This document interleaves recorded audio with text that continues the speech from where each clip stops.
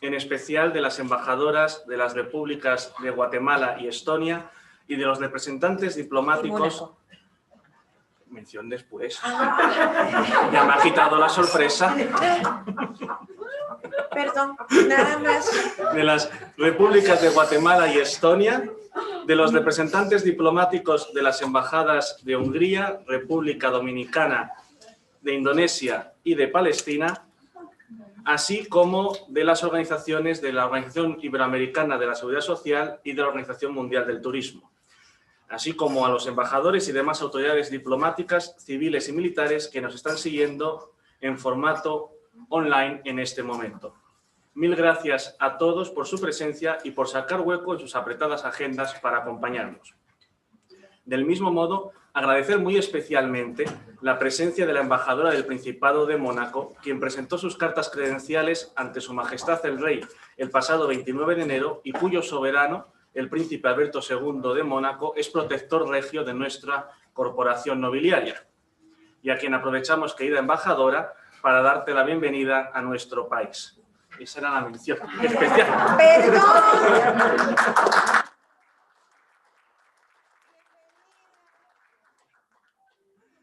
También agradecer al Club Financiero Génova el ofrecernos sus instalaciones, así como a nuestro patrocinador, el Grupo Belven, y al Instituto de Estudios Históricos Bances y Valdés.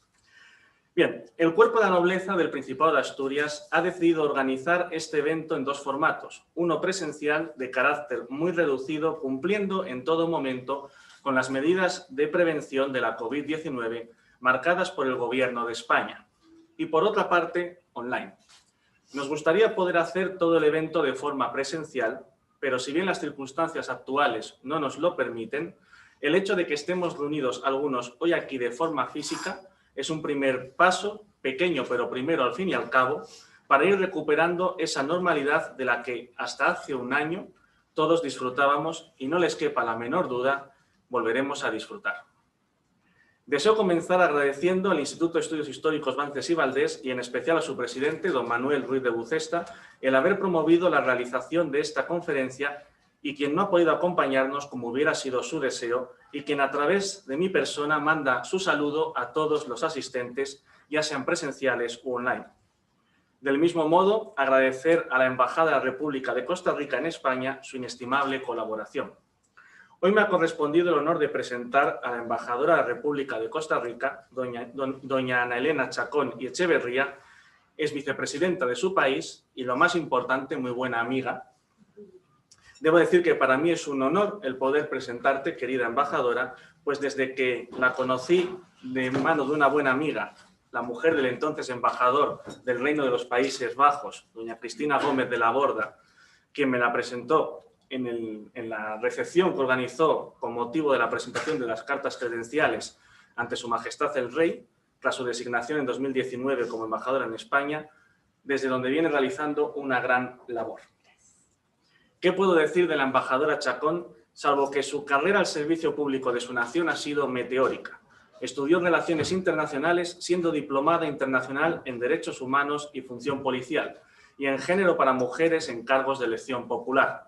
Diputada desde el año 2006 por la provincia de San José, integrante de la Comisión Permanente Ordinaria de Asuntos Sociales, las Comisiones Permanentes Especiales de Derechos Humanos, Mujer y Juventud, Niñez y Adolescencia, y las Comisiones Especiales Permanentes de Turismo y Seguridad Ciudadana. Casi nada.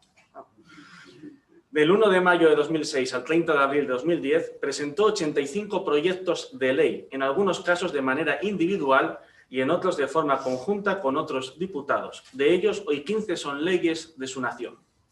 De 2006 al 2009 ha sido viceministra de Seguridad Pública y desde el año 14 al 18 ha sido vicepresidenta de la República, centrada especialmente en el sector social del Gobierno de la República, responsable de gerenciar las políticas sociales del Poder Ejecutivo y de articular las 23 instituciones del sector social, responsables de la ejecución de más de 67 programas sociales y de la ejecución de alrededor del 75% del presupuesto nacional, a través del Consejo Presidencial Social, el Consejo Presidencial de Innovación y Talento Humano y del Consejo de Niñez y Adolescencia.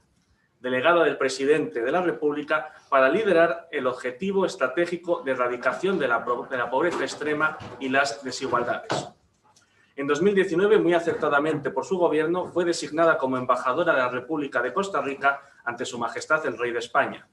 Es también conferenciante y autora de numerosas publicaciones, todas ellas relacionadas con políticas sociales, protección del menor e igualdad. Tras hablar del impresionante currículum de la embajadora Chacón, no me queda más remedio que comentar que este año 2021 se cumplen 200 años del establecimiento de relaciones diplomáticas entre nuestros dos países tras la independencia del Reino de España, de la Capitanía General y Gobernación de Costa Rica, integrada en aquel momento en el denominado Reino de Guatemala y a su vez en el Virreinato de Nueva España. Era un lío, todo integrado ahí, con lo cual era una triple independencia casi. En este punto, debo de señalar que dentro de la administración virreinal, la Capitanía General y Gobernación de Costa Rica, bueno, aquí repito que estaba integrada tal, siendo el último capitán general y gobernador de la misma, el ilustrísimo señor coronel don Juan Manuel de Cañas, quien firmó la independencia en nombre de la Corona de España y que es antepasado directo de nuestra invitada. La gobernación de Costa Rica data de 1573, aunque la primera referencia a Costa Rica la encontramos en septiembre de 1502, cuando el almirante Cristóbal Colón llegó al este de Costa Rica en su cuarto viaje a América. En 1539, por Real Audiencia de Panamá, se nombra a Hernán Sánchez de Badajoz como gobernador y adelantado de Costa Rica. Como ya he comentado, en 1573 se crea la gobernación de Costa Rica y que se mantendrá hasta 1821, y aquí, si me lo permiten, y como la señora embajadora ya sabe, aprovecho para señalar mis raíces costarricenses, pues mi antepasado don Juan Gemir Llonar y Fontanils desempeñó de 1740 a 1747 el cargo de capitán general y gobernador de Costa Rica, falleciendo en su cargo en la ciudad de Cartago, entonces capital de la región. El 10 de mayo de 1850, Costa Rica y España establecieron relaciones diplomáticas oficiales con la firma de un tratado de reconocimiento, paz y amistad. Desde la independencia costarricense, muchos inmigrantes españoles emigraron a Costa Rica buscando mejores oportunidades en la nación. Durante la Guerra Civil Española, Costa Rica permaneció oficialmente neutral durante el conflicto y no apoyó a ninguna de las partes. Como resultado, pocos españoles emigraron a Costa Rica como refugiados. Al final de la guerra, Costa Rica reconoció oficialmente al gobierno del general Francisco Franco en abril de 1939. En septiembre de 1977, el rey don Juan Carlos I de España realizó una visita oficial a Costa Rica. Y Su Majestad el Rey, don Juan Carlos, regresó a Costa Rica en abril del año 91 y nuevamente en noviembre de 2004 para asistir a la 14ª Cumbre Iberoamericana celebrada en San José, simbolizando así las excelentes relaciones entre nuestras dos naciones. Y ahora, con el permiso de los presentes, cederé la palabra a la embajadora Chacón para que nos hable de Costa Rica, el secreto mejor guardado. Recordar que tras la intervención de la embajadora Chacón, se le formularán aquellas preguntas que nos vayan mandando los asistentes a este acto a través del chat de Zoom o de la plataforma YouTube. Para las autoridades asistentes al acto presencial, tienen ustedes a mano bolígrafo y papel para formular sus preguntas y que podrán entregar a nuestra encargada de protocolo. Y ahora, sin más dilación, querida embajadora Chacón, querida Ana Elena, le cedo la palabra. Muchísimas gracias, Alfredo. Realmente yo le aplaudo esta presentación y el conocimiento de la historia. Pero sobre todo, quiero agradecer la oportunidad de ser escuchada un ratito sobre un tema que me apasiona, que es hablar de mi patria. Realmente, queridas embajadoras, amigos y amigas queridas que nos acompañan, quienes están a través de la web, para mí hoy es un día muy especial. He venido a este recinto a escuchar y a aprender de tantos países que me dan esa oportunidad maravillosa cuando estás en el servicio diplomático. Pero hoy quiero hablarles de un pedacito de tierra que mide solo 51,000 kilómetros cuadrados. Adelante, por favor. Alguien define su ser cuando redescubre lo vital, su verdadera esencia, la naturaleza que le hace ser quien es. ¿Quién soy? Soy la concentración atractiva de belleza, bosques, playas y biodiversidad. Vivo en el corazón de América, en los custodian dos mares. Soy el verde profundo que atrae por igual a quienes buscan descanso o aventuras. Y soy mucho más. En mi esencia vive la calidez y la autenticidad de mi gente. Pueblo de brazos abiertos que le da la bienvenida al futuro, a las oportunidades. Soy una nación única, alegre y solidaria, que se expresa a través de la diversidad de culturas. Cuna del talento humano de un pueblo. Gente con orgullo que no le teme a los desafíos. Soy una nación gobernada en paz, con una democracia antigua y consolidada. Defiendo la salud, la educación y la superación de hombres y mujeres como pilares de la felicidad. En mi esencia está la preservación y el cuidado del medio ambiente. Un ejemplo para el mundo. Respiro las bondades de mi tierra y conozco el ingenio de mi pueblo, siempre capaz de dar más de lo que se espera de él. Soy una nación confiable, creíble, diferenciada por el valor de lo que hago. Me distinguen el desarrollo humano, la innovación y una comprobada competitividad internacional que me permite exportar de calidad al mundo. Quien me conoce se asombra, se admira. En mi esencia concentrada se encuentran mis grandes aspiraciones. Soy un país que atrae a conocedores que buscan el valor de la excelencia y el compromiso con la sostenibilidad. Tengo mucho para ofrecer a aquellos que quieren comprar, invertir, producir, desarrollarse. Cuento con los recursos humanos y tecnológicos necesarios para ello. Me redescubro mirándome hacia adentro. Me encuentro en lo vital, en lo verdadero. Redescubro lo importante. Soy verde, soy felicidad, soy solidaridad, soy paz, soy talento, soy innovación, soy calidad, soy diversidad, soy concentración. Soy esencial Costa Rica. Bueno, muchas gracias. Ya con eso pueden ir a vernos y no queda mucho que decir. La verdad que le he titulado a esta conferencia Costa Rica, el secreto mejor guardado. Quienes venimos de la región nos conocemos bien. Aquí tengo queridas amigas latinoamericanas, Mónica, Gina, pero quienes están en otros lares de este mundo tienen también quizás una visión de una Costa Rica que es una Banana Republic en donde poco hemos hecho en estos 200 años de vida republicana. Y a mí me alegra mucho decir lo que hemos hecho y también voy a plantear los desafíos y también voy a hablar de la Costa Rica post-COVID y el nivel de pobreza que se va a incrementar y todos los retos que tenemos por delante.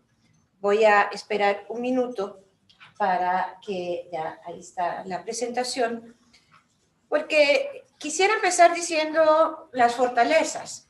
A mí siempre me gusta hablar primero lo bonito, y la verdad es que hemos construido fortalezas importantes. Somos un país de paz, somos un país, y lo voy a decir varias veces en la presentación, que decidió abolir el ejército en 1949, en la constituyente de 1949. Somos un país que ha decidido invertir el 8% de su PIB en educación. Esto no es poca cosa. El 8% del PIB de una nación como Costa Rica está designado por Constitución. Dimos bastantes luchas para que esto ocurriera, y cuando yo estaba en el Congreso de la República siempre quise, y no lo he logrado hasta el día de hoy, que en ese 8% estuviera un 0.5% dedicado a la educación de niños de 0 a 5 años, para universalizar así mucho mejor la cobertura y el cuidado de la niñez y la adolescencia. Sin embargo, ya tenemos educación obligatoria antes de los 7 años. Esto ha hecho que tengamos un 93.3% de población alfabetizada y que tengamos un 20% de gasto social. Ese 20% del gasto social, quiero decirles que se ha construido en base a acuerdos muy interesantes. Manejamos un fondo de asignaciones familiares que se hizo en los años 70, en donde el 5% de lo que pagan los empresarios de sus planillas van a la reducción de la pobreza. Me tocó a mí como diputada, y es una de las leyes que más me enorgullezco, hacer una reforma a ese fondo para que tuviese varias cosas, indicadores para no administrar la pobreza, sino barrer con ella, para que tuviese también una posibilidad de generar convenios con cosas que nos resultaban apremiantes en lo social, porque el fondo a través de los años fue desangrado por las siguientes legislaturas. Esa es una forma de decir, iban por ley destinados los recursos, entonces solo salían a las instituciones y no regresaban con indicadores precisos, con logros, y eso es muy importante. Entonces es importante saber que el empresariado también aporta al desarrollo de Costa Rica, y somos un país sostenible. El 5% de la biodiversidad del mundo está en Costa Rica. Si usted va a un pequeño bosque que tenemos, que está en Monteverde, ve más variables de pájaros que en todas las Amazonas. Y no me gustan las comparaciones porque son feas, pero es nada más para que se den una idea, porque me encantaría ir a las Amazonas, por supuesto. Y está entre los 20 países más ricos en biodiversidad, y también tiene unos tratados de libre comercio que nos hace interesantes en el mundo entero. Nosotros tenemos tratados con cantidad importante de países. Y ahora voy a entrar más en cuántos productos exportamos y cuáles son, porque la gente en España piensa que somos los exportadores principales de piña, porque en todo lado encontramos jugo de piña de Costa Rica o piña de Costa Rica, pero son más de 4.500 productos diferentes a los cuales voy a ahondar. Pasamos, por favor. En este tema, ya lo decía el video, somos una franjita, Centroamérica somos una franjita, bañadas por los océanos, el Atlántico y el Pacífico, y eso nos hace hermosísimos. Y también tenemos 112 volcanes, lo cual es un punto interesante, porque también hay muchos temblores, porque hay muchas fallas volcánicas. Entonces, si quieren aventura, somos un país muy sísmico, de repente se nos mueve el piso, pero también esos volcanes en sus alrededores hay un desarrollo turístico maravilloso, y yo los invito, ahí lo vieron en el video, a ir a una de estas aguas termales que hay, que son aguas que salen caliente del volcán en sí mismo. Y el día que van y se metan en una de esas piscinas, se les va a olvidar todo el estrés que tuvieron en su vida, por lo menos por una hora. Así que se los recomiendo. Tenemos también, como les decía, una democracia desarmada. Y eso ha permitido que el presupuesto que teníamos antes de la revolución de 1948, una revolución que se da en materias de respeto al sufragio, quien produce esa revolución también desarma el ejército, da la abolición del ejército en la Constitución de la Segunda República. Esto es visionario, esto es muy interesante realmente, y su presupuesto no pasa a la policía, como han hecho en otros países del mundo, sino que pasa al sector social, especialmente a educación. Tenemos una expectativa de 80 años, dice esta filmina. Sin embargo, quiero decirles que en realidad las mujeres llegamos a vivir 82 y los hombres un poquito menos, no sé, pero bueno, los matamos antes. Entonces, es una expectativa de un país de primer mundo, realmente importante. Tenemos una tasa de mortalidad infantil prácticamente de país de primer mundo. Ya nuestros niños y niñas no mueren de enfermedades que morían hace algunos años, como diarreas, otras cosas, con una cobertura de agua potable también muy interesante. Y otro punto que me hace sentir muy orgullosa es que el 97% de la electricidad viene de energías renovables. Entonces, ese 97% que lo ven aquí abajo, quiere decir que nosotros solo 2 días al año quemamos combustibles fósiles. ¿Por qué? Porque tenemos mucha agua, entonces la energía hídrica es espectacular, la biomasa, la eólica y la solar. Así que es un país que tenemos muchas alternativas, porque en realidad hace también bastante sol. Y ahí podríamos entonces decir que todo eso hace que tengamos tratados con 2/3 de comercio del PIB viene de los tratados libres de comercio. Es decir, nosotros realmente, si quieren invertir en Costa Rica, y esto siempre lo digo con mucho orgullo, porque necesitamos inversión, necesitamos trabajos formales, necesitamos personas que quieran ir a nuestro país a invertir con las reglas claras del juego de lo que es la idiosincrasia costarricense, desde la formalidad, desde el pago de los salarios justos. Entonces, a pesar de que somos chiquititos, realmente es un país que tiene una capacidad de exportación enorme. Tenemos 300 compañías de alta tecnología. De ellas, el 29% son las compañías que nos dice la revista Fortune, que se han establecido operaciones en Costa Rica y han crecido. Y quiero decir que ninguna se ha ido. También eso es importante. Es que hay que saber llegar, pero hay que saber quedarse también. Y eso para mí, cuando tenía a cargo también temas de comercio, era muy importante. Las compañías van aumentando en su especialización y sofisticación, y entonces nos hemos convertido como un país, un lab de producción de tecnología con valor agregado y producción en nuestros procesos de producción con una sofisticación realmente grande. Eso hace que el talento humano llegue. Yo creo que el Estado, y siempre lo he defendido, está para la creación del talento humano, pero la distribución de la riqueza está en la estabilidad que pueda generar el Estado y en las facilidades de competitividad. Pero es la empresa privada, en general, la encargada de producir el empleo, de repartir también la riqueza a través de un Estado solidario en sus tasas impositivas, tema complicado en mi país.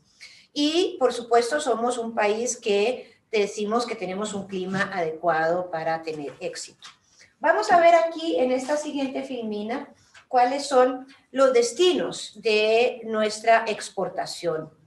Aquí ven que exportamos el 4% a Asia y el 44% a Norteamérica. Tenemos un tratado de libre comercio de Centroamérica y República Dominicana, en donde lo firmamos de forma conjunta. Para Costa Rica no fue fácil entrar a ese tratado, pero lo logramos. Yo siempre he apoyado el libre comercio y he apoyado los tratados de libre comercio porque creo en la competitividad y también creo que ser el único país de la región que quedaba fuera de no tener un intercambio comercial bien reglado con nuestro mayor socio comercial iba a producir más pobreza. Pero eso tuvo muchas discusiones de índole ideológico en mi país. Y como ven, luego tenemos con la Unión Europea el 23% y con el resto de Europa el 1%, y nuestro siguiente socio comercial entre Estados Unidos y la Unión Europea es América Central. Es decir, dentro de esa franja pasa una cantidad de comercio importante. En el Caribe el 4% y en América del Sur tenemos el 2%. Aquí vamos a ver la diversidad de los exportadores, 2.405 exportadores a 150 destinos, 4.400 productos. Es decir, eso supera mucho lo que estaba yo conversándoles sobre si era la piña o el café, porque el café fue nuestro primer producto. Es más, el grano del café fue nuestra primera moneda también con la cual comercializábamos. Entonces, esto hace que sea importante que empresas que quieran invertir en Costa Rica vean la capacidad que tenemos para las exportaciones.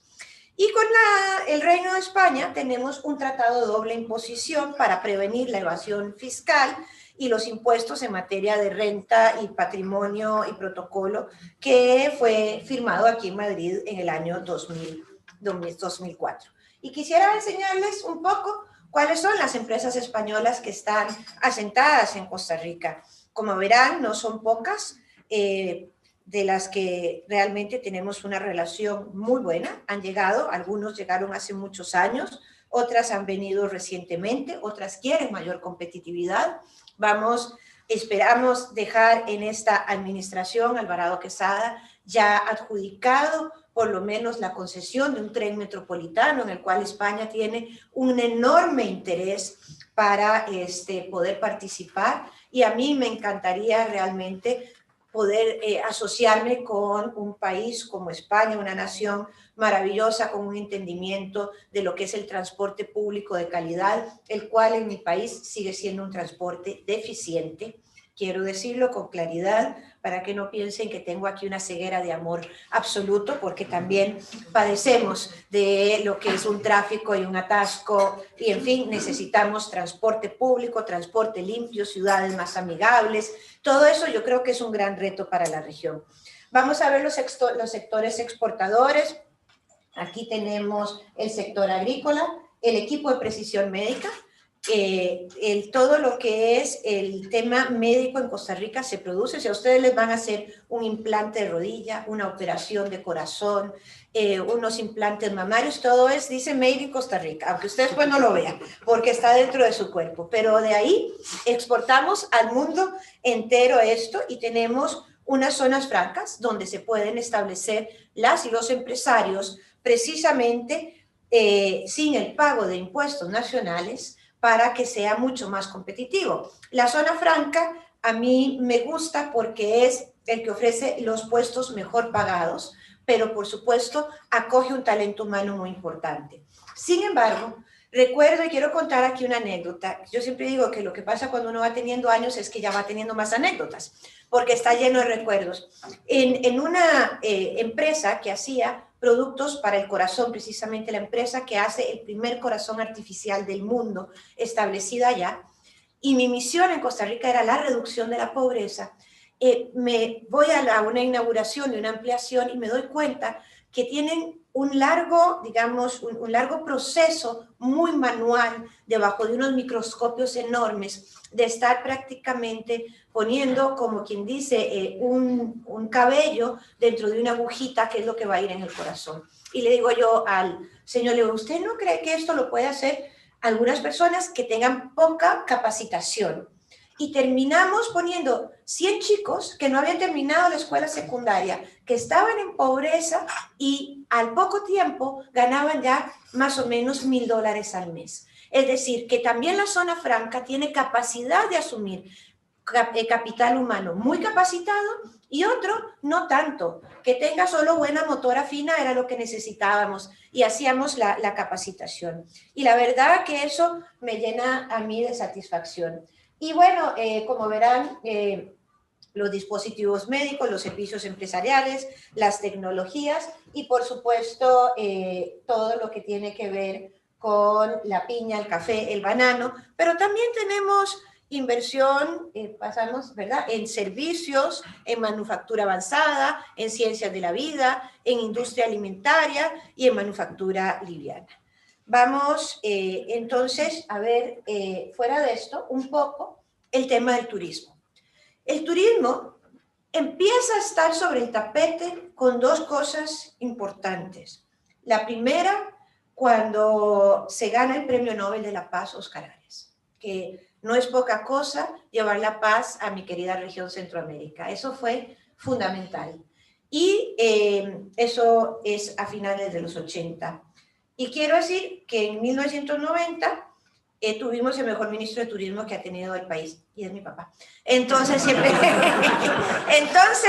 yo siempre cuento esta historia porque realmente ahí, obviamente, muchas cosas, nunca son individuales, siempre en colectivo. Empezamos a estar sobre el tapete de la industria y de la visitación. Pero pasó algo fundamental, y creo que esta es la visión de quienes han estado desarrollando el turismo en mi país. Nosotros no nos transformamos para que nos visitaran. Nosotros decidimos enseñar lo que éramos desde la esencia. Y por eso tenemos un entorno muy, muy agradable. Y tenemos varios hitos en el turismo costarricense.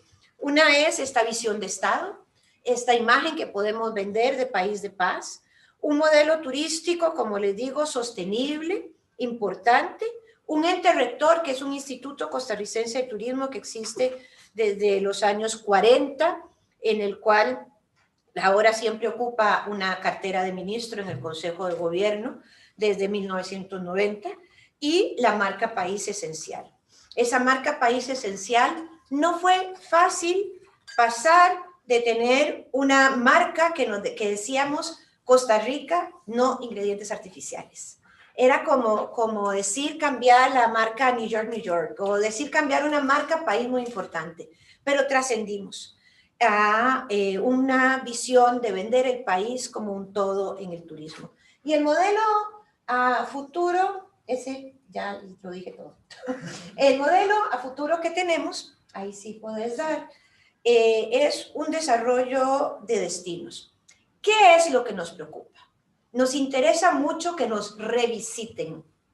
Es decir, que no sea que nos ven una vez a Costa Rica y se acabó.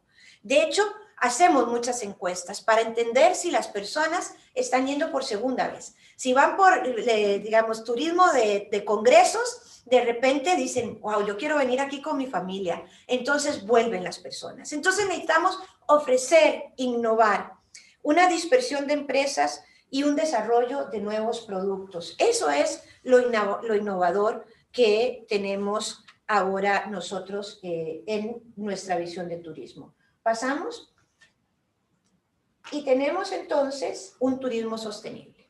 Si matamos la gallina de los huevos de oro, si talamos nuestros bosques, si quitamos el 25% de nuestras áreas protegidas, si nosotros quitamos la autenticidad de la visitación, es que llegan y, sabes, te dan una tortilla que no es como la tortilla española, sino que es una hecha de masa, de maíz, que es hecha por una señora, que viene un señor y te dice, yo tengo 3 caballos, se lo ofrezco para que pase por la playa. Es un turismo de pequeña y grande industria, y eso nos hace importantes. Digamos, los enclaves turísticos, el todo incluido también existe. No es que no exista, pero nos gusta que vayan y visiten diferentes lugares. Y ahora vamos a ver los días de visitación y la rentabilidad. Y por supuesto tenemos este modelo de que Costa Rica ve hacia el futuro. Tenemos un talento humano, una igualdad de oportunidades y un beneficio local. Y yo al turismo le llamo que es la mejor industria porque tiene el dólar más democrático. Y hablo en dólares porque en Costa Rica en general el turista paga en dólares. Desde que usted llega, hay alguien que le va a llevar la maleta y le da un par de dólares. Esa persona probablemente sea una persona con baja escolaridad, pero puede hospedarse en un hotel, ya sea de los más caros que de cualquier cadena o en uno pequeño. Puede hacer muchos tours, puede comer en lugares rurales, puede visitar los lugares que son quizás los más pobres que ha tenido nuestro país, que son las costas, porque en las costas se ha concentrado la pobreza y en las fronteras, tengo que decirlo con dolor. Y ahí es donde viene el desarrollo. Entonces hay que capacitar a las personas que habitan ahí. ¿Para qué? Para que sientan que hay un derrame y un beneficio del turista y sepamos recibirlo con sonrisa, con buena atención. La enseñanza del inglés es muy importante. Tenemos otra parte fundamental, seguimos ahí, que es el turismo de bienestar. Nosotros empezamos a vendernos como país como un destino sol y playa. Claro, con esas costas, imagínense los kilómetros de costas que tiene Costa Rica. Pero ahora tenemos un turismo de bienestar. Tenemos mucha gente que va a hacer meditación, yoga. Tenemos un turismo médico interesante, porque los cirujanos plásticos son buenísimos, el turismo de odontología, maravilloso. ¿Qué pasa? Hay alrededor de 40 millones de personas en Estados Unidos que no tienen seguro para temas dentales y les sale mucho más económico ir a tratarlo. No solo salen con una linda sonrisa, sino que la pueden quedarse unos 15 días exhibiendo por Costa Rica y todavía es mucho más rentable que hacerse un tratamiento en su lugar de origen. Y hay estos lugares maravillosos que hay hasta personas que van por escuchar la lluvia. Pasamos. Vamos a ver el siguiente video.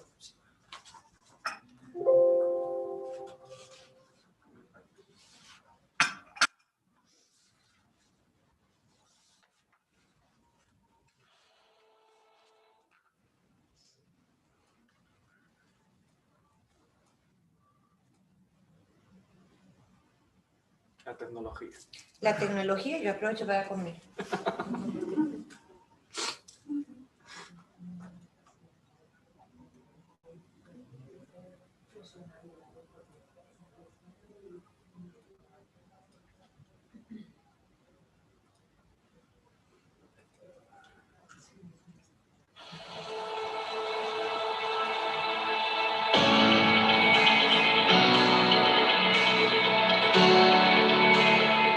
life moves faster than ever. We've lost touch with some of the most essential aspects of what it really means to be alive. It's time to recharge and reclaim all that is pure and vital for real happiness. To get our priorities straight and rise above the noise, Costa Rica lives that promise. To give us what we all need to feel truly fulfilled, to find balance, to be at peace, and discover the thrill of just being present in the moment. So we invite you to make this promise, to connect with nature, each other, even yourself, to visit Costa Rica. Life's essentials found here. Una imagen es más linda que mil palabras, como verán. Entonces, realmente Costa Rica honra su territorio y la naturaleza porque la protegemos, la cuidamos, la compartimos y también tenemos un inmenso talento humano. Por eso es que son algunos elementos diferenciadores para una sociedad como la costarricense. Vamos a pasar a ver un puente colgante. Esas, quedémonos la siguiente ya. En esa.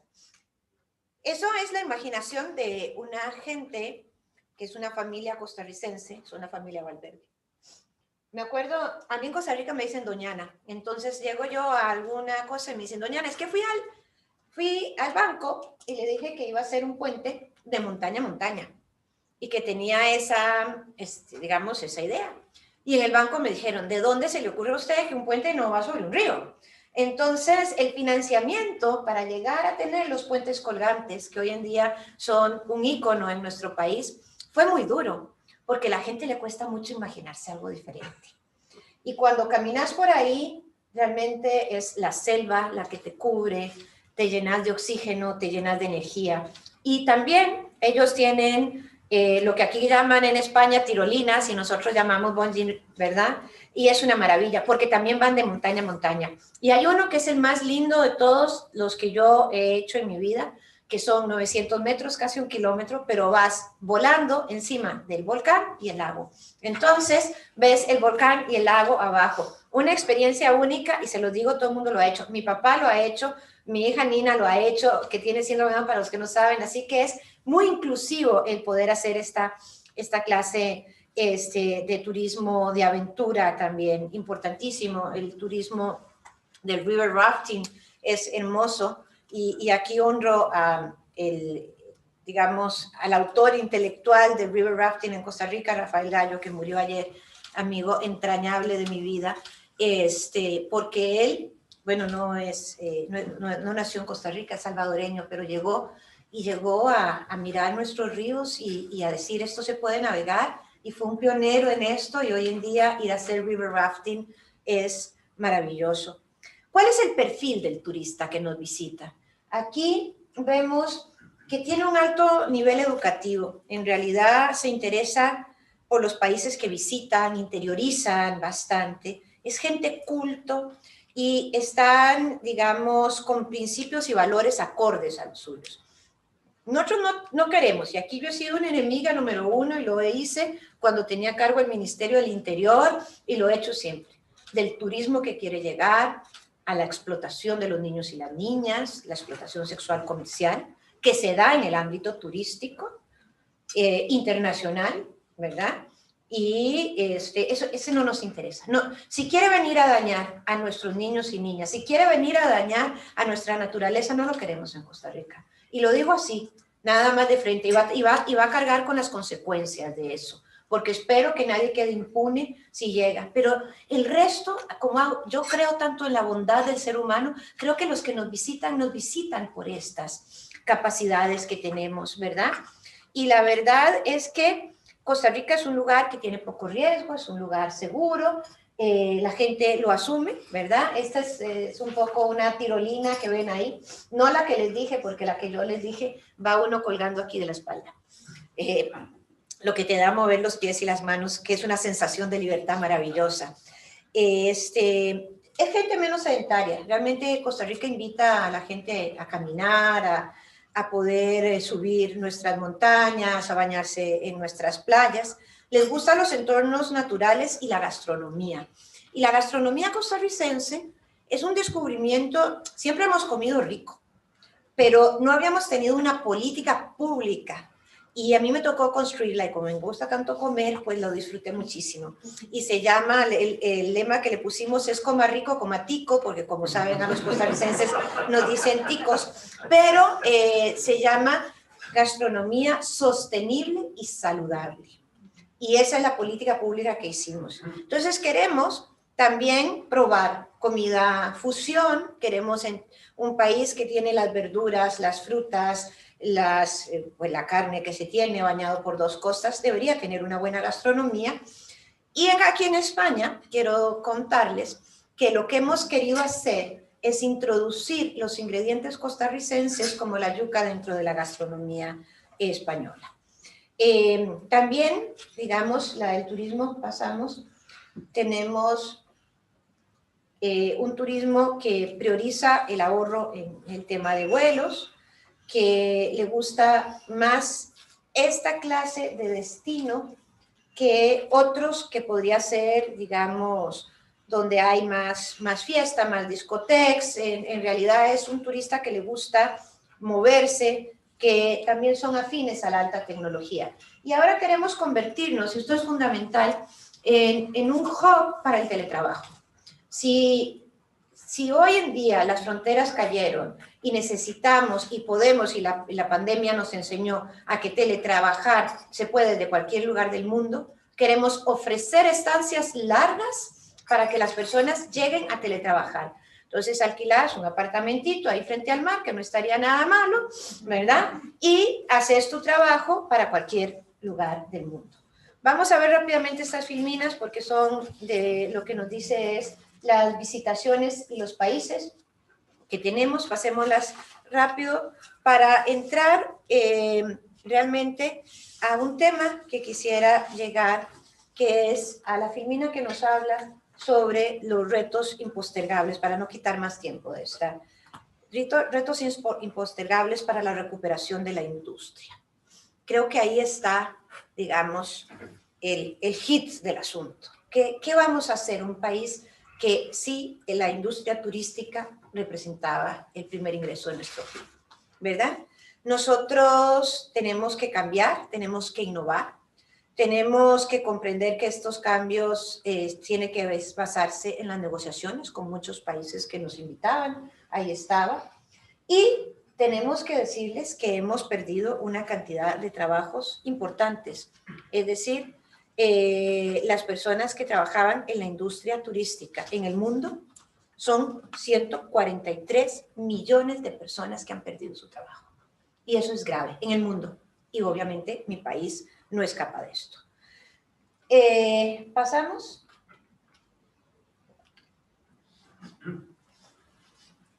Aquí. Esta parte es importante. El COVID no cambió las reglas del juego, cambió el juego. Si no entendemos eso, estamos perdidos en la innovación. ¿Qué tenemos que hacer? Cambió el juego de la vida, cambió el juego de cómo viajar, cambió el juego sobre cómo vamos a seguir viendo la cooperación entre los países, la cooperación multilateral, ¿verdad? Yo realmente agradezco cuando hay innovación en este sentido. Y entonces es tiempo, ¿verdad?, de pensar fuera de la caja, think out of the box, reinventarse y mover el agua para volver a un mundo donde realmente nosotros necesitamos cambiar. Necesitamos ser un país seguro. Y aquí quiero terminar, pasamos, con un cronograma que nos hemos puesto como país para volver a tener turismo, ¿verdad? Es una hoja de ruta en donde vamos caminando precisamente para saber una apertura gradual que tenemos, una reactivación de las rutas y los vuelos que ya tenemos, y nosotros ya hemos aportado 16 protocolos sanitarios, y aquí aprovecho para hacer un agradecimiento profundo a la OMT y a su secretario general, a quien llamé y en 2 días nos ayudó a recuperar protocolos para el ingreso del aeropuerto y otras cosas de índole internacional fundamentales. Los hoteles para mayo y junio queremos con un 50% de aforo. En realidad, con la Semana Santa vamos a tener un aforo interesante, como el 50%. La apertura de las playas, antes podíamos ir a la playa de 7 a 9 de la mañana. Yo la verdad que no entiendo muy bien este tema de los horarios, porque ahí también el COVID está a las 9 de la mañana, pero podría ser que estuviera a las 3 de la tarde. Y a partir del 5 de abril, nos ha informado el día de ayer el ministro de Turismo, abrimos fronteras. Totalmente Costa Rica abre las fronteras. Es decir, el balance entre la recuperación económica y la salud es un punto fundamental en la política pública. Y por lo tanto, yo nada más termino con decirles que, podemos pasar, que pueden ver estos logos muy interesantes de nosotros, en donde nos conectamos, nos recargamos, hay un balance, hay un reto, y muchísimas gracias por su atención y les invito a ver el último video muy corto, que son más entretenidos que oírme hablar, y por supuesto, atenta a las preguntas que quieran hacer sobre este pedacito de tierra.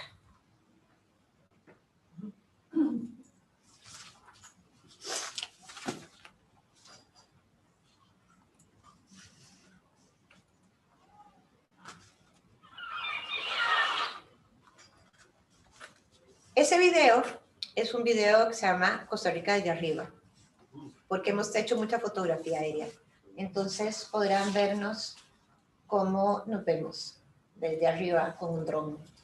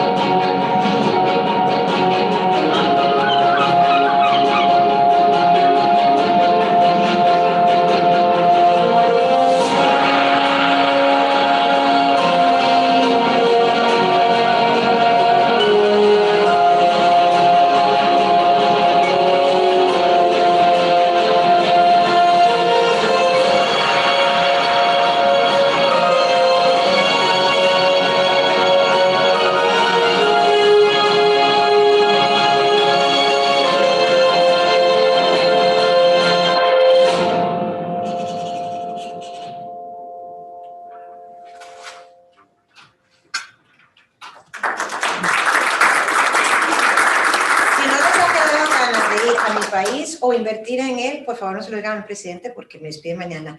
Creo que estas imágenes hacen ver muy bien cómo es mi país.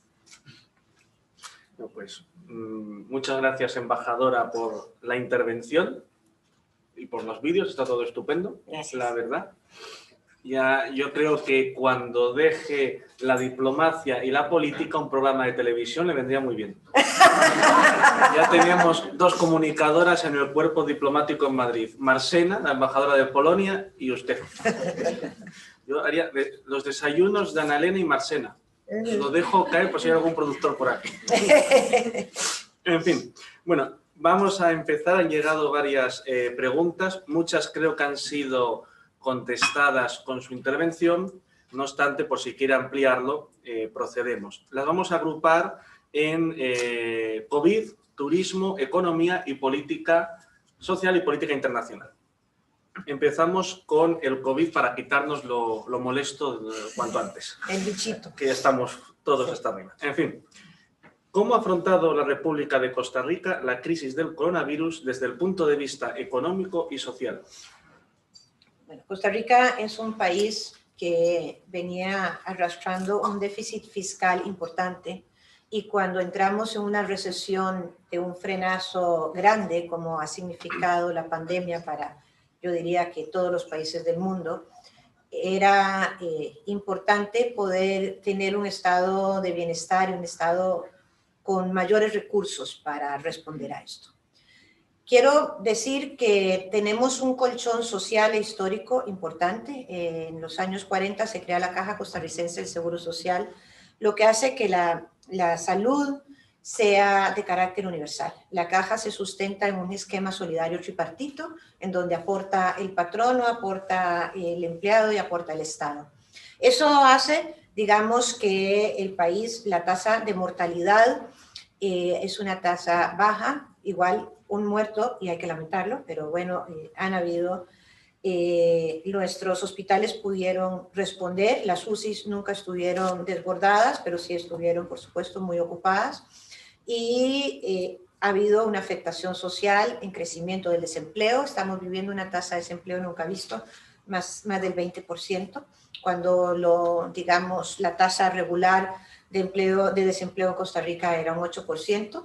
Quiero decir que siempre de esa tasa de desempleo, el 3% de desempleo abierto es para las mujeres, más todavía que la tasa regular. Y siempre me gusta desagregar por género para que se entienda que las mujeres tenemos otro impacto en nuestras vidas de las crisis y de las desigualdades también.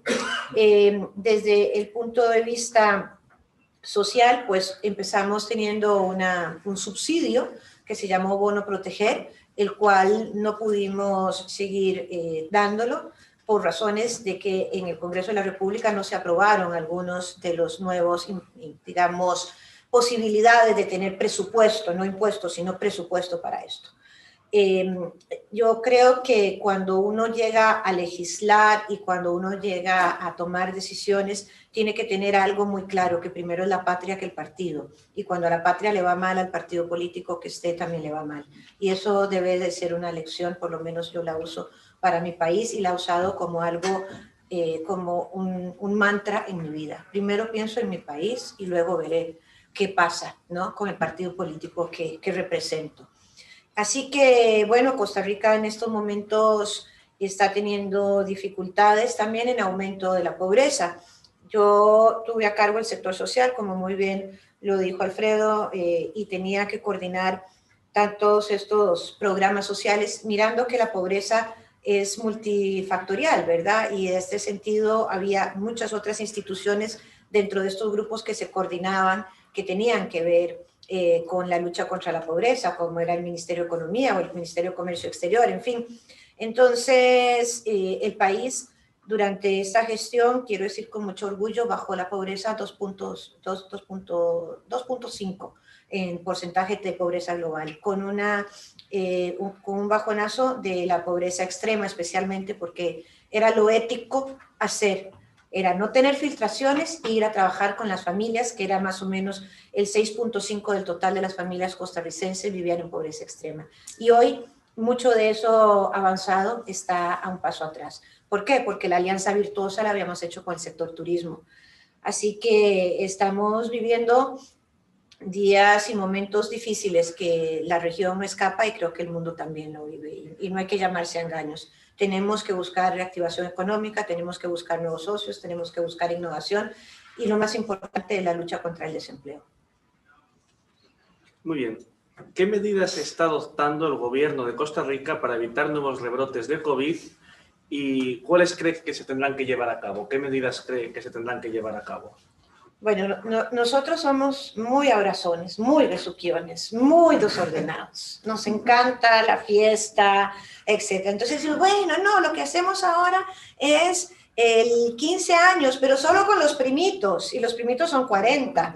Entonces, realmente las medidas tienen que ser medidas estrictas de protocolos que debe y que ha implementado el Ejecutivo sobre aforos, que no escapa que lo hemos tenido esa discusión aquí en España. Y por supuesto, también el tema de la vacunación viene siendo un tema importante. Nosotros empezamos a vacunar una semana antes que empezara a vacunar España, por ejemplo. Hemos tenido cantidades importantes de vacunas que están llegando. Siempre son insuficientes, no estoy segura cuándo vamos a llegar al 70% de la población. Vamos con una vacunación por etaria, es decir, los mayores son los primeros que estamos vacunando para poder entonces llegar a esta nueva normalidad, porque hay que llamarle así. Pero Costa Rica realmente ha tenido que lamentar indisciplina en algunos casos, llamar la atención sobre personas que realmente yo entiendo la necesidad de verse con los familiares, quien más que uno que está lejos desea abrazar a su gente querida, pero creo que hay que mantener una disciplina fuerte y apegada a lo que va dictando el Ministerio de Salud. Y aquí hago un homenaje porque el ministro de Salud costarricense, que a quien no conozco personalmente, es un hombre joven, infectólogo, maravilloso ser humano, pero maravilloso, que lo he visto realmente sufrir cada muerte y también ir a la vanguardia junto con la caja y don Román Macaya, el doctor Salas y Román Macaya, una dupla extraordinaria para enfrentar una crisis que no ha dado pues tregua. Muy bien, y con esta última pregunta terminamos con el tema de la COVID. Sí. El turismo en Costa Rica ha caído casi el 70%, sí, como usted comentaba, en 2020 por el impacto de la pertinaz pandemia. ¿Qué medidas se están tomando para facilitar la llegada de los turistas, aparte de que usted ha anunciado que ya mañana pueden entrar? A los turistas, ¿qué requisitos se les va a pedir para acceder, o sea, sanitarios, para acceder a Costa Rica y cómo se va a controlar para evitar la entrada de enfermos, por así decirlo? Claro, a ver, Costa Rica dejó de pedir la PCR hace ya algunos, yo diría, bastantes semanas. Y el último estudio que hizo el ministro en un Zoom que tuve con él la semana pasada, no hubo una sola persona que realmente infectara a otra de las personas que ingresaron. Nosotros lo que solicitamos es un seguro especial para cobertura de pandemia. Y aquí, para terminar hablando del COVID, nosotros hemos atendido en nuestros hospitales absolutamente todas las personas que han sido positivas por el COVID, indistintamente de su estatus migratorio, si es regular o no.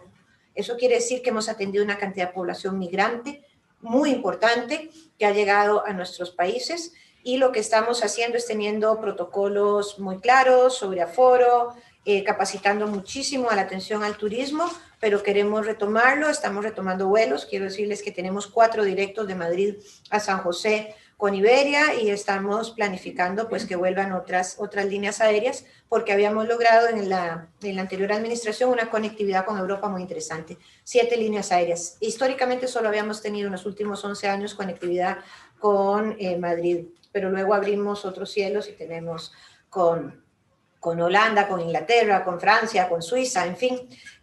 Así que es un país que queremos decirle a la gente es seguro ir a visitar y vuelvan. Muy bien, pues los que no hayan ido, que vayan, y los que han ido, vuelvan. Bien, pasamos a política social. Uno de nuestros invitados nos dice que queremos todos, que nos hable sobre la gran evolución en política social que tuvo y tiene su país, entre otras cosas gracias a la política realizada por usted en su etapa en el gobierno, sobre todo en educación, matrimonio homosexual, aborto terapéutico, igualdad de género y derechos de lesbianas, gays, transexuales y bisexuales y de personas con discapacidad. O sea, tenemos aquí un tema amplio. Bueno, a ver, yo lo primero que quiero decir es que quien se honre de decir que una activista de los derechos humanos abraza todos los derechos humanos. No abraza los derechos humanos de la niñez y deja por fuera la población del colectivo LGTBI, o no le permite a las parejas del mismo sexo que puedan tener un contrato como es el matrimonio civil para asegurar su bienestar. Y muchas cosas pasaron, digamos, durante esa gestión. Voy a iniciar, digamos, hablando sobre el tema de la política social. ¿Qué cambiamos inmediatamente? Lo primero que hicimos fue medir la pobreza desde otra óptica. Nosotros fuimos el país en implementar más rápido en el mundo el IPM, el Índice de Pobreza Multidimensional. El Índice de Pobreza Multidimensional es un instrumento desarrollado por la Universidad de Oxford, inspirado en Amartya Sen, Premio Nobel de Economía, el cual nos dice con claridad que la pobreza es causada por muchos factores. Históricamente, la pobreza había sido medida por ingreso. Es decir, usted tenía menos de $1.25 al día, era pobre extremo, tenía menos de $3.50 al día, estaba en situación de pobreza. Y no hay que ser muy brillante para entender eso. Yo siempre digo, metámonos al bolsillo $1.25 y tratemos de pasar el día con eso, para vestirnos, para comer, para atender nuestros hijos, en fin. Entonces, lo que hicimos fue establecer un mecanismo de medición en donde habían 19 indicadores. Esos indicadores, por ejemplo, por decirle alguno, este me encantó porque fue un pleito grande. Yo quería decir unos indicadores que dijeran y me enseñaran bien cómo podía sustentar con evidencia la feminización de la pobreza. Entonces, bueno, terminé con el Instituto de Estadística y Censos diciendo, bueno, vamos a poner un indicador que dice fuera del mercado laboral por razones de cuidado. Eso fue lo que me permitieron. 98% de las personas fuera del mercado laboral por razones de cuidado eran mujeres. Entonces, no hay que ser muy brillante para entender que usted tiene que ofrecer una infraestructura social del cuidado para compensar esto y meter a las mujeres en el mercado laboral.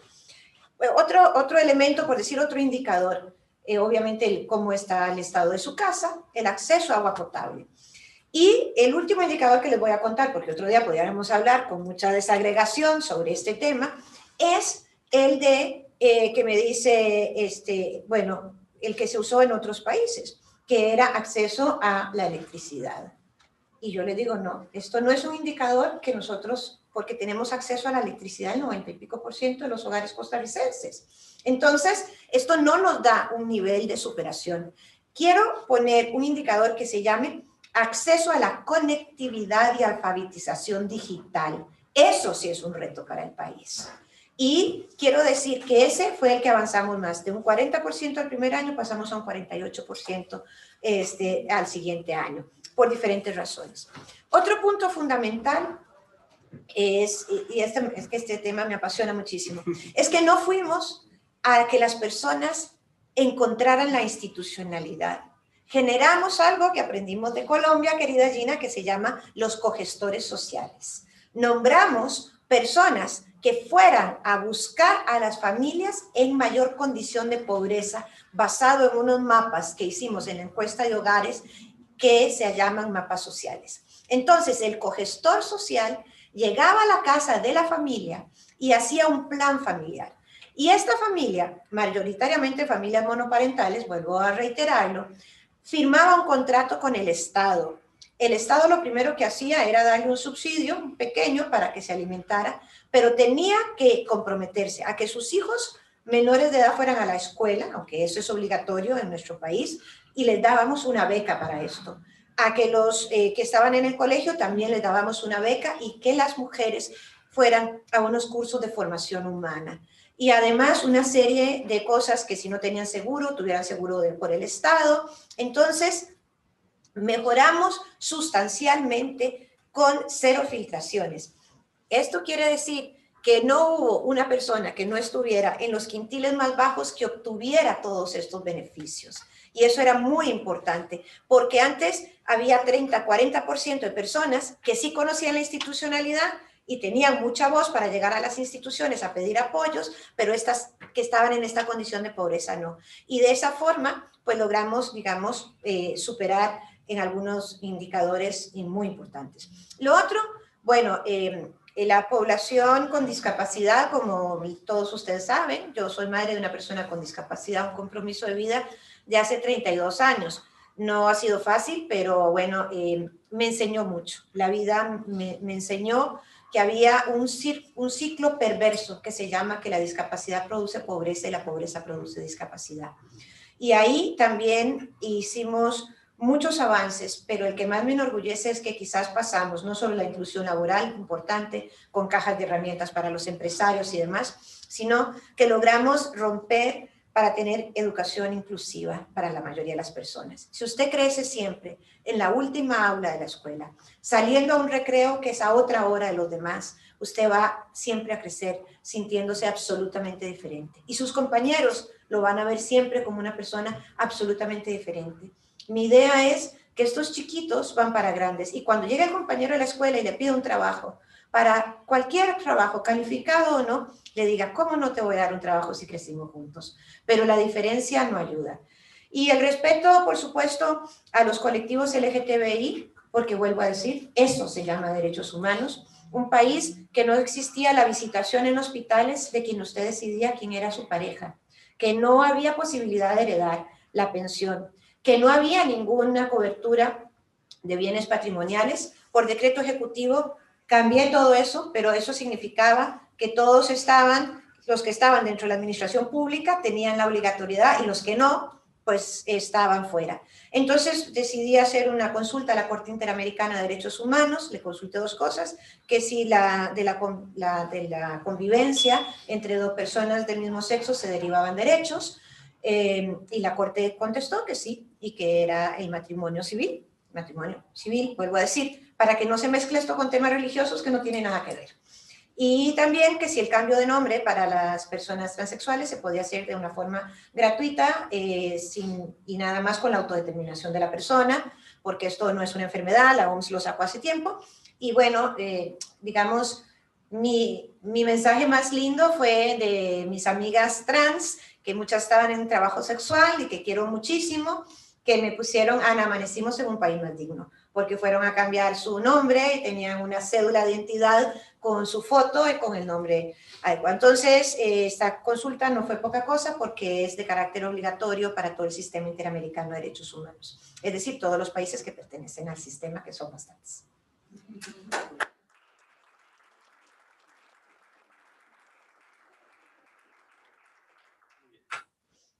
Una muy querida amiga tuya aquí presente me pregunta, me gustaría preguntarte de qué logro te sientes más orgullosa desde que empezó tu vida política como vicepresidenta de Costa Rica.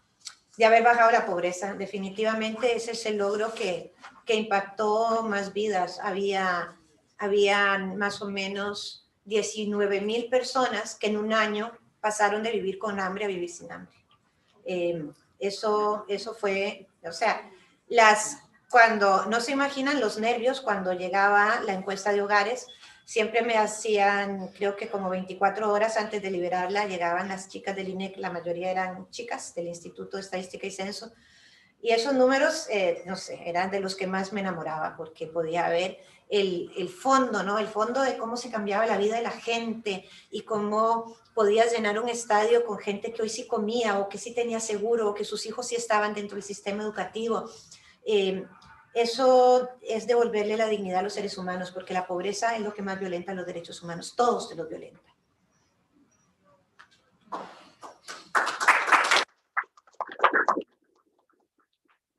Estaba mirando las preguntas, me están llegando. Me he perdido yo, lo siento, no he estado a tiempo por lo mismo. No hay que hablar. Desde el despacho de Yola Jiménez, que está aquí su socio Fernando López, nos preguntan ¿qué atractivos e incentivos para las empresas que llegan al país a invertir y desarrollar proyectos tiene el gobierno de Costa Rica? Bueno, lo primero, el gobierno de Costa Rica ofrece varias cosas. Seguridad jurídica. Nosotros tenemos una democracia sólida de 200 años y esta democracia, indistintamente del partido que esté gobernando, siempre hemos demostrado que hay una seguridad jurídica en cuanto a los contratos y convenios que usted tiene para invertir en Costa Rica. Lo otro es el talento humano que hay para ofrecer. Es decir, si usted llega a desarrollar cualquier tipo de empresa, creo que va a encontrar personas capacitadas para que también puedan de alguna forma apoyarle en el crecimiento de la empresa. Es un país seguro, es un país, yo diría, bueno, libre de secuestros, libre de terrorismo, es un país que ofrece estabilidad también. Depende del tipo de empresa, si quiere entrar en una productiva de zona franca, esto tiene que pasar un proceso, ¿verdad? Un proceso porque quiere decir que usted no va a hacer el pago de impuestos, pero lo tiene que definir entre el Ministerio de Hacienda y el Ministerio de Comercio Exterior. Así que depende del tipo de empresa que usted quiera instalar. Hay una serie de beneficios y bondades que Costa Rica ofrece. Eso sí, lo reitero, tiene que pagar la seguridad social, tiene que pagar los impuestos, tiene que entrar con las reglas del juego de un país burocrático, y queremos ser más competitivos también en poder hacer menos tramitología, y estamos en ese proceso, pero sin renunciar a nuestra parte esencial, ¿no? Muy bien. Otra pregunta es, ¿cuál es la posición geopolítica a la que aspira su país respecto a los otros países de Latinoamérica en un futuro próximo? Bueno, yo creo que Latinoamérica definitivamente, indistintamente de los bemoles, de los cambios políticos que han vivido, hemos gozado de una democracia. En algunos casos más sólida, más participativa, y en otros más representativa. Entonces, lo que Costa Rica siempre quiere es que nos sintamos amigos, nos sintamos solidarios. Tenemos una herencia importante de una lengua, de una cultura que heredamos de España, pero sobre todo que nos sintamos con una autoridad moral para levantar la voz cuando hay una violación de derechos humanos en algún país que así ocurra, pero también que tengamos la posibilidad de ofrecernos como un país en donde recibimos a todo el mundo con los brazos abiertos cuando han necesitado refugio. Y creo que la migración a Costa Rica lo que le ha traído son ventajas. Nosotros abrimos los brazos durante las dictaduras, por ejemplo, de Chile, Argentina, Perú, y tenemos gente maravillosa que llegó a hacer cambios increíbles en materia de visión en las universidades de nuestros países. En fin, el rol geopolítico que nosotros queremos tener siempre es de la autoridad moral para poder señalar que tenemos que seguir por la senda de la democracia, con sus bemoles, pero no hay otro régimen mejor que la democracia. Muy bien. En referencia al vídeo marca país, preguntan, ¿cómo funciona el internet y wifi en su país? Esto es alguien que seguro que quiere ir. Claro. A ver, bastante bien, diría yo. Cuando se da el Tratado de Libre Comercio con Estados Unidos, una de las cosas que se dio fue la ruptura del monopolio de las telecomunicaciones. Y con la ruptura del monopolio de las telecomunicaciones, llegaron dos empresas, se instalaron en Costa Rica. Lo cual, con la instalación, yo era diputada en esos años, y siempre habíamos tenido una muy buena empresa de telecomunicaciones, que es el Instituto Costarricense de Electricidad. Junto con otros compañeros diputados, dijimos, vamos a hacer un fondo solidario para disminuir la brecha digital. Y cuando las empresas llegaron, pagan un canon por estar en Costa Rica. Y ese canon va a un fondo que se llama Fonatel. Y Fonatel lo que tiene como punto único, como verán, tengo una obsesión por la disminución de la brecha digital, porque significa disminución de las brechas sociales. Fonatel tiene esa visión y por lo tanto hemos logrado realmente tener una conectividad bastante eficiente. A ver, tenemos 3G, quisiéramos ir a 5, pero cuando me tocaba tomar estas decisiones, yo quería preferir la democratización y luego íbamos mejorando en calidad, porque y miren lo que ha pasado con el COVID. ¿Qué hubiera pasado si estos niños que están en las zonas rurales y muchachos y muchachas no hubieran tenido conectividad? Entonces, ese fondo realmente ha ayudado mucho. Muy bien. La siguiente pregunta, retrocedemos al ámbito social. En muchos países de la región se sufre el denominado turismo sexual entre adultos. En Costa Rica, ¿la prostitución es legal? ¿Qué protección hay para las personas que ejercen esa profesión? No es legal ni es ilegal. A ver, el proxenetismo está absolutamente, digamos, penalizado, pero no hay una ley específica que hable sobre el ejercicio del trabajo sexual en mayores de edad. Quiero decir que es absolutamente penalizado lo que llamamos la explotación sexual comercial de niños, niñas y adolescentes, porque los niños, niñas y adolescentes no se prostituyen, son explotados por un adulto, pero el trabajo sexual no está, digamos, penalizado en nuestro país.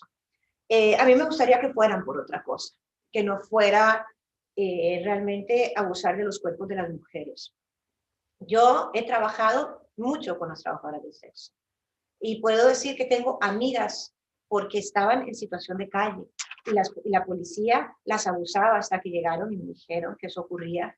Y yo realmente me puse furiosa y senté a la policía con ellas y les dije a las señoras las respeta, porque no, ellas están, a ver, porque ellos las montaban en la patrulla, les pedían un favor sexual y las dejaban sueltas a las 2 horas y eso no se puede hacer.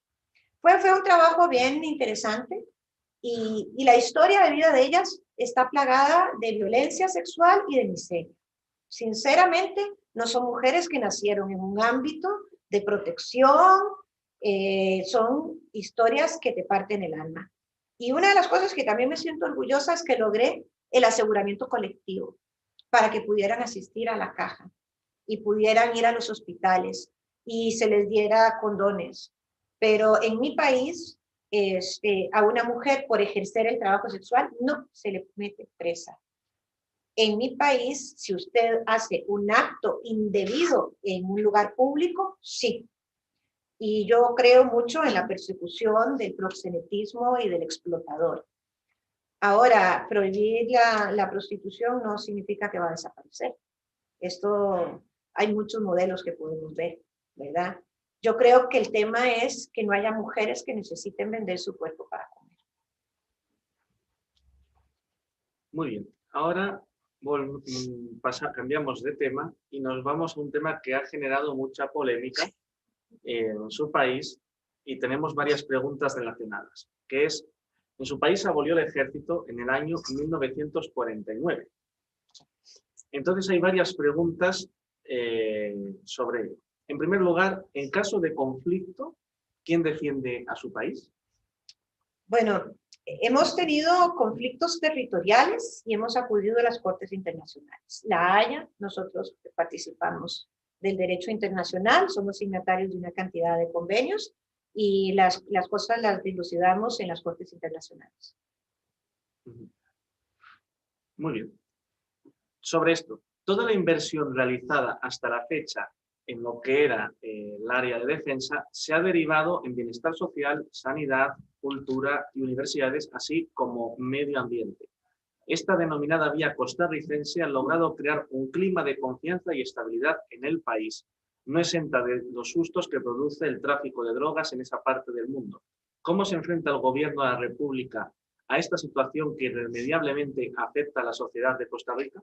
Es indiscutible que Costa Rica es un país puente de narcotráfico, es decir, Centroamérica es un país puente de narcotráfico, de producción que mucho viene de Colombia, ¿verdad? Y llega a Estados Unidos.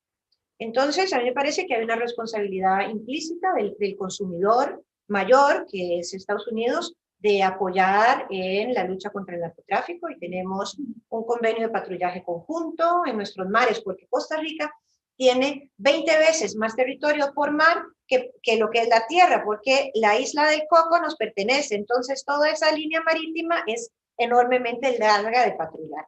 Este no es un conflicto fácil de dirimir. El narcotráfico tiene su caldo de cultivo en la miseria de las personas también. Y yo me opongo en mucho, por ejemplo, las mujeres privadas de libertad, trabajé mucho con ellas, porque por llevar así 8 gramos de cocaína estaban presas. Y eran 8 años de condena. Y el gran narcotraficante, ¿dónde está preso? ¿Dónde está privado de libertad? O sea, vamos a privar de libertad a la gente más humilde, a las que tenían hambre, porque es muy fácil juzgar con el estómago muy lleno, pero cuando tus hijos tienen hambre y te ofrecen $1,000 por llevar este paquete de aquí a allá, y haces un análisis de quiénes son las víctimas, mujeres con baja capacidad, digamos, perdón, con bajo capital humano, no terminaron la escuela, viven violencia, en fin. Así que el narcotráfico definitivamente es algo que hay que pelearlo con mucha fuerza. Quiero también decir que Costa Rica es el país que más incauta droga en la región, y eso solo significa que incautamos entre el 20 y 30% de lo que pasa. El resto sigue pasando. Y esos son los datos que les puedo hablar como una persona que estuvo al frente del Ministerio del Interior en mi país. Porque los narcotraficantes son muy ingeniosos. ¿eh? Si no, una vez encontramos un velero por Galápagos, que ¿qué te vas a imaginar? Y hasta, digamos, lleno de cocaína y con bandera costarricense. Es que, bueno, si no van en lanchas rápidas, porque lo que se usa son unas lanchas denominadas Eduardoños, lanchas rápidas, que llegan a la costa de Florida, ahí las dejan abandonadas y que hacen su descargo, pero también por ahí. Entonces nosotros tenemos una policía de control de drogas, una PCD, que tiene la autoridad para hacer investigación, porque en Costa Rica las policías están divididas. El organismo de investigación judicial es el único que tiene capacidad para hacer investigación. Pero esta policía en específico, y es una policía muy seria, es muy difícil ingresar ahí. A mí me gustaba mucho trabajar con ellos y pues tratamos de hacerlo todo. Pero para mí, la lucha contra el narcotráfico en mucho está en hacer programas de inversión, de educación, de sacar a los chicos que sean caldo de cultivo, porque el narcotraficante, ¿en quién quiere invertir? En el consumidor a largo plazo, no en una persona de la edad mía. Ya yo no soy una cliente potencial.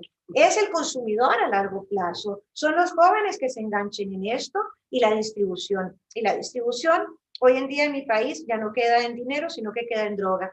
Eso hace que haya pues conflictos. Y de la tasa de homicidios que tiene Costa Rica, que realmente es una tasa de 11 homicidios por cada 100,000 habitantes, de esos 7 tiene que ver con temas de narcotráfico. O sea que no es poca cosa esto.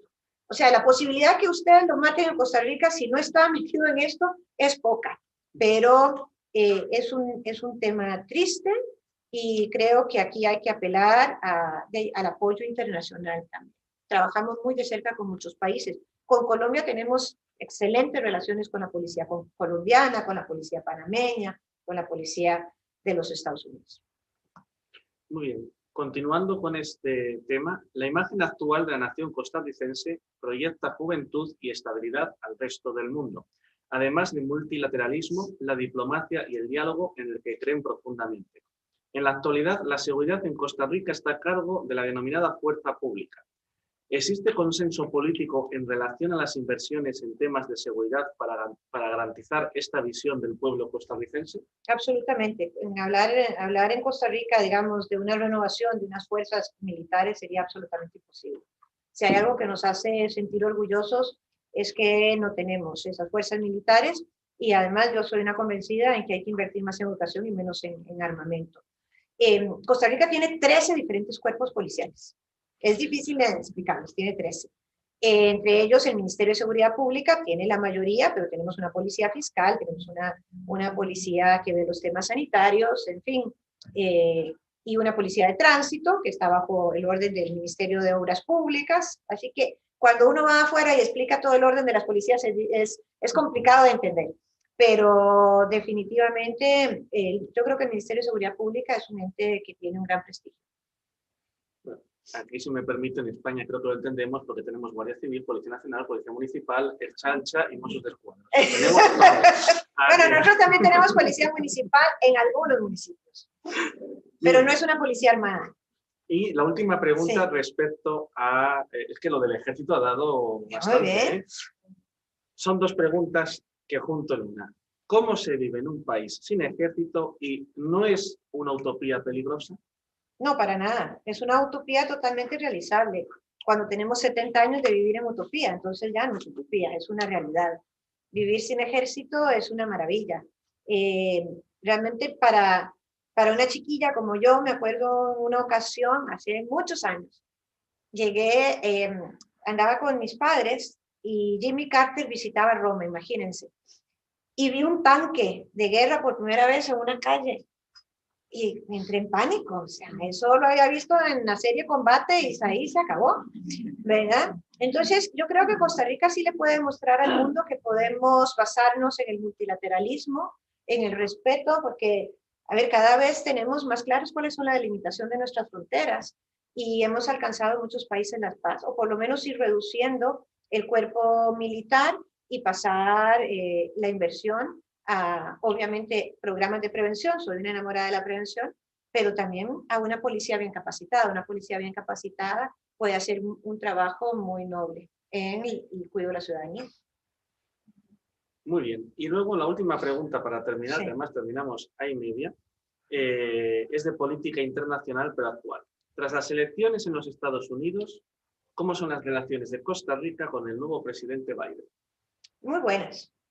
A ver, nosotros hemos mantenido una relación comercial con Estados Unidos de larga data y las relaciones con el presidente Biden, pues realmente nos sentimos muy respetuosos de la soberanía estadounidense y la decisión que tomó el pueblo y queremos pues reforzarla y seguir trabajando con ellos, no solo como un socio comercial, sino como un socio en materia de seguridad y como un país que también, como decía al inicio, invitamos a que nos visiten y porcentualmente es la población que más nos visita. Así que las relaciones con Estados Unidos también son de larga data y son muy buenas.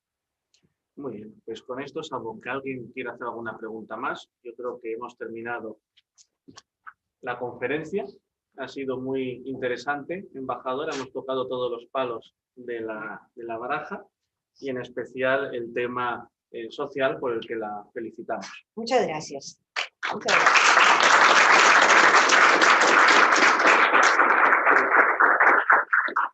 Muchas gracias a todos los participantes que nos han acompañado en esta jornada, ya sea de forma presencial u online. Aquí aprovecho para felicitar a la Embajada de la República de Grecia, que estaban conectados y que hoy cumplen su bicentenario de independencia. Entonces, felicidades al embajador Yanis y a todo el personal de la Embajada de Grecia. Y agradecer también a nuestro patrocinador, el Grupo Belven, así como al Club Financiero Génova, su hospitalidad, y también a los encargados de protocolo de la Escuela Internacional de Protocolo de Madrid. Y bueno, con la esperanza de volver a encontrarnos en breve, muchas gracias a todos por su asistencia, ya sea presencial o online, y que tengan un buen día y una feliz Semana Santa. Gracias. Que recen mucho.